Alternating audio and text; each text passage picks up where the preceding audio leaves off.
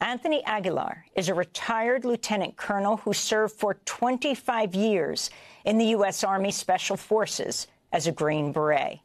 Anthony, thanks so much for joining us on Democracy Now! Can you start off by talking about your experience in Gaza and telling us exactly what you saw? Thank you. It's an honor to be here and to share this story.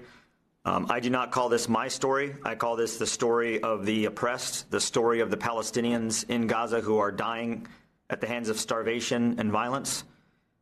What I witnessed in Gaza, I can only describe as a dystopian, post-apocalyptic wasteland. We, the United States, are complicit.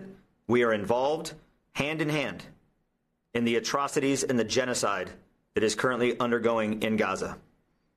For anyone who says that there is no starvation or mass hunger, or that not only are we at the precipice, but we have stepped over the line of wide-scale famine, to anyone who says that that's not happening, shame on you.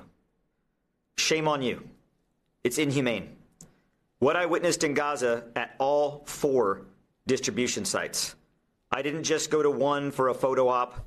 I didn't go to one to watch a distribution and then say, yes, this looks great. I spent days on end in Gaza at all 4 distribution sites, at Karim Shalom, where the aid is loaded for distribution, and at both operation centers that control the daily convoys, logistics, operations, and distribution for the 4 sites. What I saw on the sites, around the sites, to and from the sites, can be described as nothing but war crimes, crimes against humanity, violations of international law. This is not hyperbole. This is not platitudes or drama. This is the truth. I break that down by what I would describe as the sites themselves. I spoke to Senator Van Hollen last week, and we had a very frank discussion on the status of the sites and what's at these sites. The sites have not only become death traps, they were designed as death traps. All 4 distribution locations were intentionally, deliberately constructed, planned, and built in the middle of an active combat zone. Some may argue, well, all of Gaza is a war zone. That may be true, but there are parts of Gaza that are direct or that are determined to be active operational combat zones where Israeli Defense Forces are operating. Those sites were built in the middle of those areas, intentionally. It's not by accident. That in and of itself, to designate humanitarian distribution sites to service an unarmed, starving population, to build them deliberately in an active combat zone, is a violation of the Geneva Convention protocols. It's a violation of humanitarian law. And in my opinion, it's a violation of humanity in general. The sites, not only where they were built, all 4 sites around the perimeter and the roads leading in and out are barricaded by razor wire. Not barbed wire, not concertina wire that we use in warfare for obstacle obstruction or for paths. Razor wire. Geneva Conventions specifically prohibit the use of razor wire to restrict areas that civilians are servicing, hospitals, water points, few distribution points, and we're using it. Not only did the IDF provide it for us to use it on the sites, we, UG Solutions, the Gaza Humanitarian Foundation, asked for it specifically. Razor wire is designed to maim and kill, and we're using that to channelize and herd, if you will, thousands of unarmed, starving civilians. That's a war crime.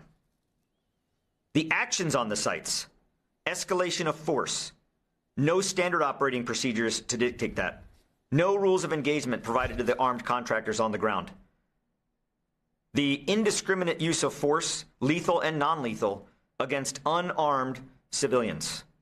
I want to make that clear. We aren't there on the distribution sites defending ourselves against Hamas. We are using indiscriminate force, targeting civilians, escalation of force that goes far beyond the measures of appropriate against an unarmed, starving population. The equipment the equipment that we were issued, fully automatic weapons, which in and of itself is not a violation of protocol. However, we were issued M855 green-tipped ammunition. That's important because green-tipped ammunition is a steel-jacketed copper round that's specifically designed to penetrate armor. It's designed to kill. It's designed to shoot through reinforced objects to kill someone on the other side of it. That's what all the UG Solutions contractors are equipped with right now in country. Everyone carries a standard basic load of 210 rounds of M855 armor-piercing military combat ammunition. Why would anyone need that? Even if to defend themselves, defend their lives against an unarmed population. It's inappropriate. That in and of itself, that action there is a war crime. I'd call the status of us being in the country. Every UG Solutions contract American, U.S. citizens in Israel that are armed with fully automatic weapons in Gaza as we speak, today, right now, and have been since the 26th of May. We are in the country on a B2 entry visa as tourists. We're in the country as tourists. So if a family member wanted to go to Israel to visit Jerusalem, they would enter Israel on a tourist visa. That's the legal status that armed American citizens are in Gaza right now with the authority to use hostile force against an unarmed civilian on a tourist visa.